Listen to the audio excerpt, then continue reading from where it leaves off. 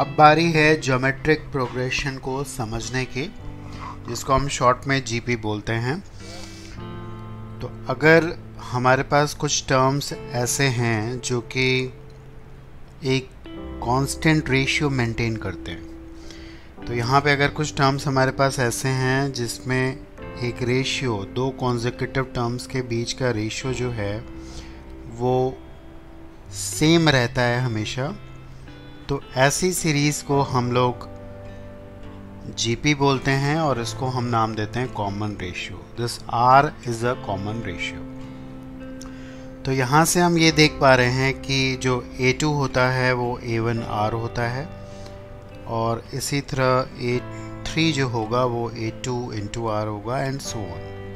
That means अगर हमारे पास पहला टर्म A है तो दूसरा टर्म A into R होगा, तीसरा term A into R square होगा, एंड फाइनली nth टर्म की बात करें तो वो ये होगा। तो सबसे पहली चीज़ हम देखें कि किसी भी जीपी का जनरल टर्म यानी कि tnth टर्म जो होता है वो होता है A R raised to the power n-1। So this is the general term of a GP. ये जीपी का एक जनरल टर्म होता है। पहले स्टार्ट करते हैं एक छोटे से क्वेश्चन से और देखते हैं आप यहाँ पे क्या कंडीशंस होती हैं। बहुत सिंपल सा एग्जांपल है, just to understand, just to have the idea of GP. यहाँ पे दिया हुआ है कि एक जीपी का first, second and the eighth term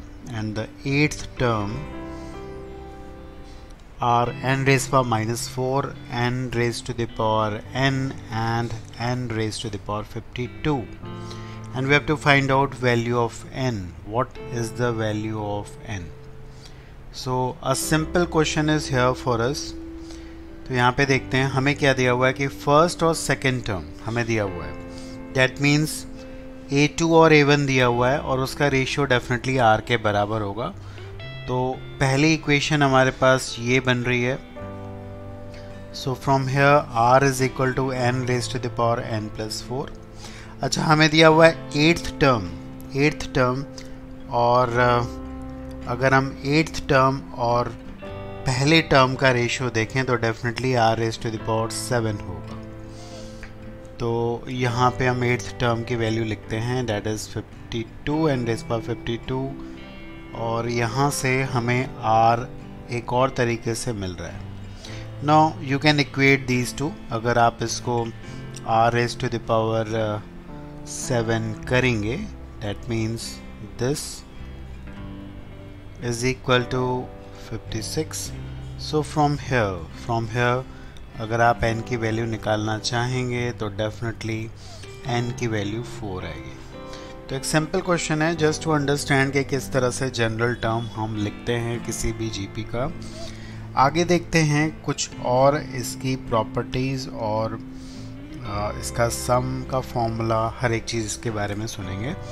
तो अभी एक रिज़ल्ट आप डेफिनेटली रखें सिंपल सा कि अगर ए बी सी हमारे जीपी में हैं, if they are in GP, तो क्या होगा, b by a is equal to c by b होगा बच्चों। तो यहाँ से b स्क्वायर जो होगा वो ए सी के बराबर होगा, राइट। तो ये तो सिंपल सा आपके पास रिजल्ट है। कमिंग नेक्स्ट इज द सम, जिसके थ्रू हम बहुत सारा काम करने वाले हैं। तो किसी भी जीपी का सम जो होता है अप टू n टर्म्स, वो होता है a R raised to the power n-1 upon 1 R-1, और इसको आप डेफिनेटली इस तरीके से भी लिख सकते हैं, कोई प्रॉब्लम नहीं है, राइट। तो this is the sum of a GP, n terms तक का सम है। यहाँ पे बड़ा इंटरेस्टिंग हो जाता है कि अगर n इन्फिनिटी को टेंड करे, इन्फिनिटी को जब n टेंड करता है तब भी सम पॉसिबल है, लेकिन उसके लिए R की वैल्यू जो होनी चाहिए वो 1 से कम होनी चाहिए, क्योंकि अगर R की वैल्यू 1 से कम नहीं होगी तो ये एक डाइवर्जिंग सीरीज़ होगी और इसका सम जो हो जाएगा वो इनफाइनाइट आ जाएगा। तो अगर R हमारा फ्रैक्शन में है, ध्यान दीजिए, अगर R हमारा फ्रैक्शन है तो R raise to the power n, जो कि n इन्फिनिटी है, तो ये टर्म जो हो जाएगा वो ज़ीरो हो जाएगा, राइट। और हमारे पास जो फॉर्मूला इनफाइनाइट टर्म का आएगा वो ऐसा आएगा। Please remember this condition. इस कंडीशन को बिल्कुल ध्यान में रखें कि सम तभी पॉसिबल होगा जब r फ्रैक्शन में होगा। तो देखते हैं एक सिंपल सा क्वेश्चन इस पे again. So this is a simple question for you, जो कि बता रहा है कि एक इनफाइनाइट जीपी यहाँ पे दी हुई है। अगर आप ध्यान देंगे तो इसका फर्स्ट टर्म a जो है वो 2x अपॉन x प्लस 3 है, और यही इसका r भी है। ये है a और ये है a इंटू r, तो इसलिए स्क्वायर आ गया।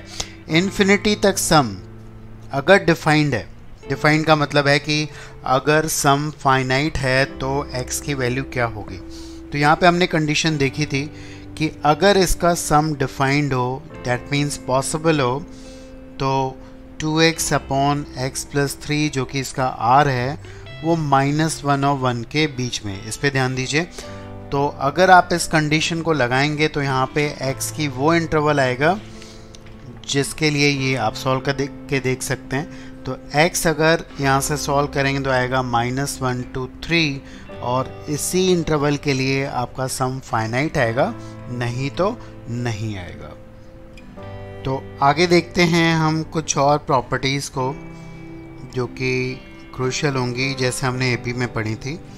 अगर हमारे पास कुछ टर्म्स ऐसे हैं जो कि जीपी बना रहे हैं, तो यहाँ पे एक प्रॉपर्टी है कि फर्स्ट और लास्ट टर्म का जो प्रोडक्ट होगा वो सेकंड और सेकंड लास्ट टर्म के प्रोडक्ट के बराबर होगा, and so on.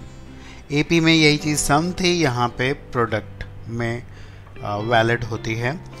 Again the next property is कि अगर आप किसी जीपी में कोई भी कांस्टेंट ऐड कर रहे हैं, ध्यान देंगे इस पे, या कोई भी कांस्टेंट सब्ट्रैक्ट कर रहे हैं, हर एक टर्म में कांस्टेंट ऐड या सब्ट्रैक्ट कर रहे हैं। आपने पढ़ा था कि ये अगेन एपी है तो एपी रहती है, लेकिन ये जीपी नहीं रहती। प्लीज़ नोट कि कोई भी कांस्टेंट ऐड या सब्ट्रैक्ट करने पर ये जीपी नहीं रहती है, लेकिन ऐसा ज़रूर है कि अगर आप किसी कांस्टेंट से हर एक टर्म को मल्टीप्लाई करेंगे तो ये जीपी ही रहेगी, और अगर डिवाइड करोगे तब भी ये जीपी ही रहेगी। इसमें एक बात और है जो कि एपी में नहीं थी, कि अगर आप कोई भी पावर करेंगे यहाँ पे, अगर आप पावर के करेंगे सब पर, तो भी ये जीपी ही रहेगी। डैट मीन्स अगर सिंपली इस पे देखें, अगर यहाँ पे एक सिंपल सा रिज़ल्ट देखें कि ABC अगर जीपी में है, तो आप देख सकते हैं कि a क्यूब, b क्यूब और c क्यूब तीनों पे पावर 3 किया हुआ है हमने, तो ये भी जीपी में ही रहेगी। या यूँ भी कह सकते हैं कि root a, root b, root c ये भी जीपी में रहेगा। सो ये इस रिज़ल्ट से आ रहा है हमारे पास। अगेन एक छोटा सा रिज़ल्ट और है जो कि क्रूशियल होगा, कि अगर ABC जीपी में है, अगर ABC जीपी में है तो इनके लॉग जो होते हैं वो AP में होते हैं। b square is equal to AC हम करेंगे अगर ये जीपी में है। If you take the log on both the side, अगर आप लॉग लेते हो दोनों तरफ, तो ये 2 नीचे आ जाएगा और इस तरफ आ जाएगा log A plus log C। तो यहाँ से हम देख सकते हैं कि log A, log B और log C जो हैं वो AP में आ जाते हैं हमारे पास, right. Now let us move on to some problems, और प्रैक्टिस करते हैं और अप्रोच अपना बनाते हैं इस पे। तो यहाँ पे पहला क्वेश्चन है, हमें दिया हुआ है कि 3 नंबर्स जो कि जीपी में है उनका प्रोडक्ट 216 है, और sum of the product of them in pairs, अगर दो का प्रोडक्ट करके सम करें तो उनका सम 156 आ रहा है। तो हमें बताने हैं नंबर्स कौन से होंगे। तो जैसे अभी हमने बात की कि अगर 3 नंबर्स हमने मानने हैं तो डेफिनेटली हम ये मानेंगे, और इससे थोड़ा काम ये आसान होगा कि हमारे पास प्रोडक्ट क्योंकि दिया हुआ है तो हमें a की वैल्यू बहुत ईजिली मिल सकती है, because r you can see here will cancel out. a cube आ जाएगा 216, जहाँ से हमारे पास a की वैल्यू आ जाती है 6। सेकंड स्टेटमेंट हमें ये बता रहा है कि दो का प्रोडक्ट, यानी कि इन दोनों का प्रोडक्ट फिर नेक्स्ट 2 का प्रोडक्ट, और फिर फर्स्ट और थर्ड का प्रोडक्ट का सम जो है 156 है। तो यहाँ से हम डेफिनेटली दूसरी इक्वेशन हमें मिल रही है। ए हमें पता है, ए स्क्वायर हम यहाँ पे कॉमन ले सकते हैं, और यहाँ से हम आर की वैल्यू भी निकाल सकते हैं बिकॉज हमें ए पता है। तो जब आप यहाँ से सॉल्व करोगे, ए की वैल्यू 6 रखोगे तो आर की क्वाड्रेटिक आएगी आर में, और यहाँ पे 2 पॉसिबल वैल्यूज आएंगी, एक 1/3 और 3। और जब आप इनको पुट करोगे तो डेफिनेटली जो टर्म्स आपके पास आएंगे वो आएंगे 1 is 2, other is 6 and the third one is 18। Reverse order में भी लिख सकते हैं 18, 6 and 2। Let's see next question again. So here is the next question. आप इसको रीड आउट कर सकते हैं। दिया हुआ है in a set of 4 numbers, 4 numbers के सेट में पहले 3 जीपी में हैं और लास्ट के 3 एपी में हैं विद द कॉमन डिफरेंस 6। उस एपी का कॉमन डिफरेंस 6 है। अगर पहला और चौथा बराबर है, the first is same as fourth, then find the numbers. तो फिर से देखते हैं क्या दिया हुआ है। A b c d 4 numbers हैं, ये तीनों एक जीपी बना रहे हैं और ये तीनों एक एपी बना रहे हैं। पहला और लास्ट सेम है, कॉमन डिफरेंस एपी का 6 है। इतनी इन्फॉर्मेशन दी हुई है और हमें नंबर्स निकालने हैं। तो सबसे पहले एक काम करते हैं कि वेरिएबल्स कम से कम रखने की कोशिश करते हैं। तो इस इन्फॉर्मेशन को यूज़ करते हैं। कैसे? अगर ये तीनों एपी में हैं, अगर मैं सेकंड वाले को डेफिनेटली अगर मान लूँ b, तो ये हो जाएगा हमारा b + 6 और लास्ट वाला हो जाएगा b + 12, राइट। अब ये भी दिया हुआ है कि पहला और लास्ट सेम है, तो इस इंफॉर्मेशन को भी यूज़ कर लेते हैं, ये भी सेम बना देते हैं बिकॉज अब वेरिएबल जो हैं वो कम हो जाएंगे। तो ये तीनों एपी में हो गए, फर्स्ट और लास्ट सेम हो गया। लेकिन अभी तक एक इन्फॉर्मेशन नहीं यूज़ किया हमने कि पहले 3 जो हैं वो जीपी में हैं। अगर हम सिर्फ इस कंडीशन को यूज़ कर लें कि पहले 3 जीपी में हैं, दैट मीन्स मिडिल वाले का square is equal to first into last. तो यहाँ से हम कन्वीनियंटली b की वैल्यू निकाल सकते हैं बहुत आसानी से। तो जब आप यहाँ पे b को सॉल्व करोगे, that will come out to be -4 और नंबर्स हमें मिल जाएंगे अगर आप वैल्यूज़ को प्लेस करेंगे। So the first will be 8, second will be -4 and third will be 2 and the last will be 8। तो ये 3 देख सकते हैं आप जीपी बना रहे हैं और ये 3 एपी बना रहे हैं और यही हमारे 3 नंबर्स होंगे। Now this is the next question which is going to be very interesting. यहाँ पे कुछ सीरीज़ अलग तरीके से दी हुई है। इसके टर्म्स ऑल्दो आप देख रहे हैं जीपी में जा रहे हैं, लेकिन यहाँ पे रिपीटेड टर्म्स हैं। सेकंड और थर्ड टर्म दोनों 2 हैं और अगली बार जब 4 शुरू होता है तो वो 4 बार आ रहा है। 8 जब शुरू हो रहा है तो वो 8 टाइम्स आ रहा है। इसी तरह जब 16 शुरू होगा तो वो 16 टाइम्स अपीयर होगा। हमसे पूछ रहा है कि सीरीज़ का 1025th टर्म कौन सा होगा। तो देखते हैं कि क्या अप्रोच होगा। बहुत अलग सा है, ऑब्जर्वेशन स्ट्रॉन्ग रखिए। पहला टर्म एक बार यूज़ हो रहा है, दूसरा टर्म 2 बार। ये ग्रुप हम बना लेते हैं, इसमें 2 बार यूज़ हो रहा है। ये 4 बार यूज़ हो रहा है, तो ये हमारा थर्ड ग्रुप है। और अगले वाले ग्रुप में हमारे पास 8 बार टर्म्स आ रहे हैं, पहले वाले में एक ही टर्म आ रहा है।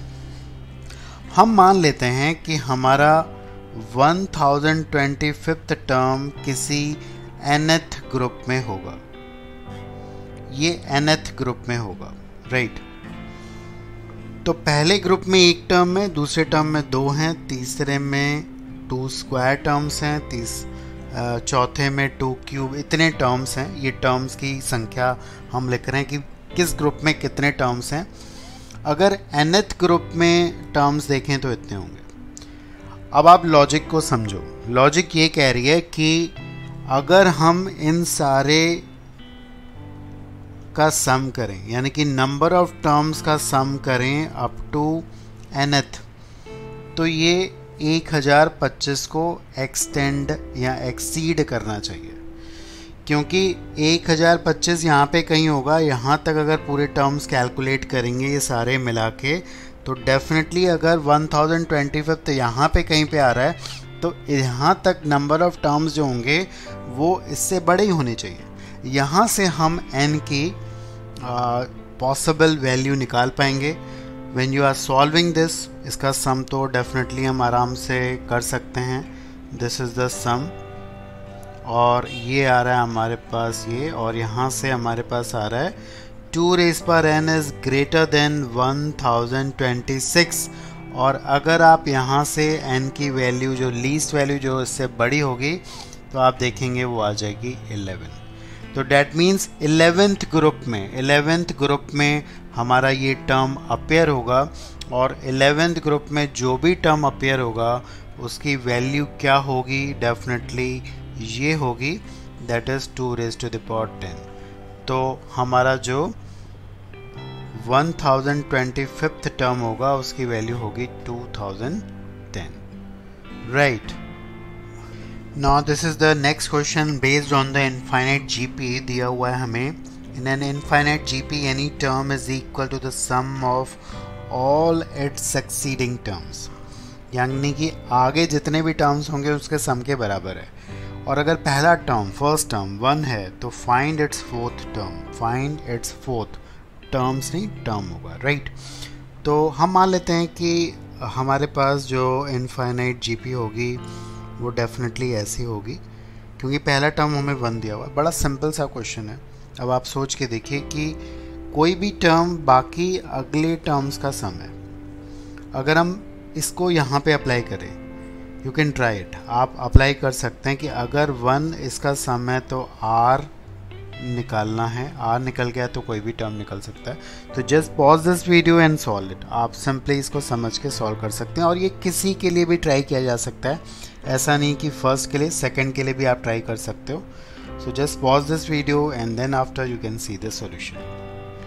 तो आप यहाँ पे देख पा रहे हैं कि ये अगेन एक इनफाइनाइट जीपी है जिसका सम मैं यहाँ पे निकाल रहा हूँ, और यहाँ से जो r की वैल्यू पॉसिबल आ जाएगी वो 1/2 आ जाएगी, राइट।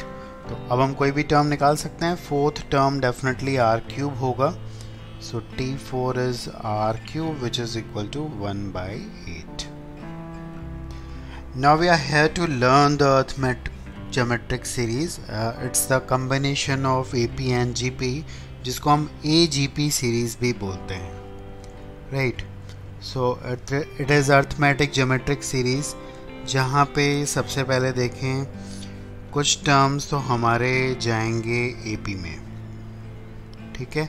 इस तरह से हमारे टर्म्स जा रहे हैं AP में, and this is the nth term of AP। और उसके साथ साथ एक R भी मल्टीप्लाई हो रहा है, कॉमन रेशियो। तो इस तरह से बन रही है हमारी एक AGP।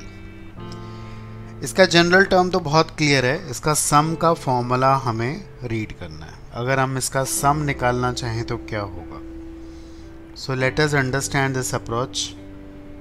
यहाँ पे डेफिनेटली क्यूब होगा, राइट। तो यहाँ पे एक डिफरेंस मेथड के थ्रू इसका सम करते हैं। मान लेते हैं इसका सम है S। अब इस सीरीज को हम कॉमन रेशियो से मल्टीप्लाई कर देते हैं। इस अप्रोच पे ध्यान दीजिएगा, और इस टर्म को आप लिखोगे यहाँ पे, इसको यहाँ पे लिखेंगे, और इसके पहले वाले को यहाँ पे लिखेंगे।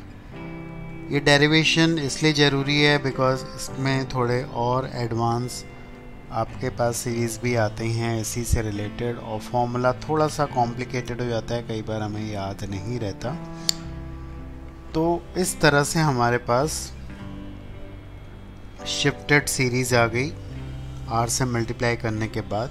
अब अगर आप दोनों को सब्ट्रैक्ट करोगे तो let us see what we are getting. ये A मिलेगा, यहाँ पे आप देख पा रहे हैं, यहाँ पे अच्छा यहाँ पे आपके पास n-2 है। तो यहाँ पे आप देख पा रहे हैं ये मिलेगा dr, ये मिलेगा dr², और यहाँ पे मिलेगा dr⁻n-1, और एक टर्म आपके पास ये भी रह जाएगा। ध्यान दीजिए, अब ये जो है ये एक जीपी बन गई, राइट। तो ये एक जीपी बन गई जिसका सम हम डेफिनेटली निकाल सकते हैं।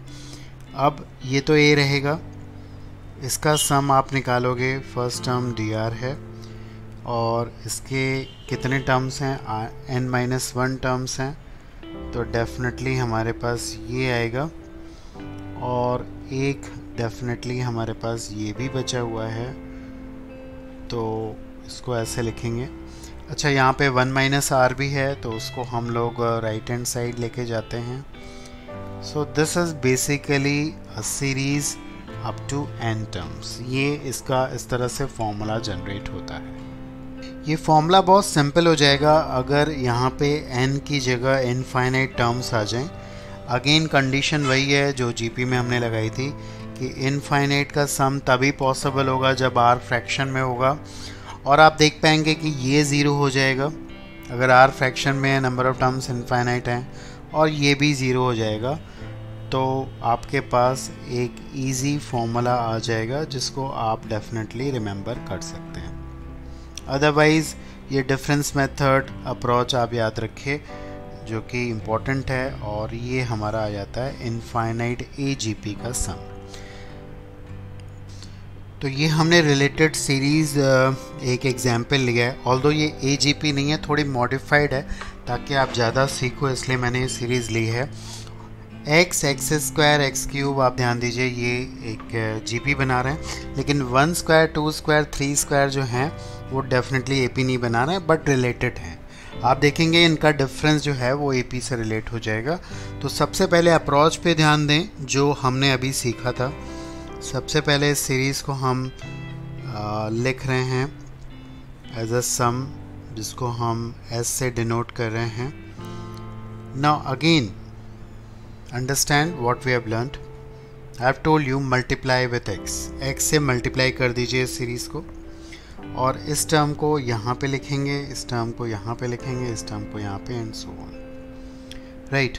सो what we will have here, ये आ जाएगा 1² इंटू x, ये आ जाएगा 2² इंटू x², ये आ जाएगा 3² into x³ and so on.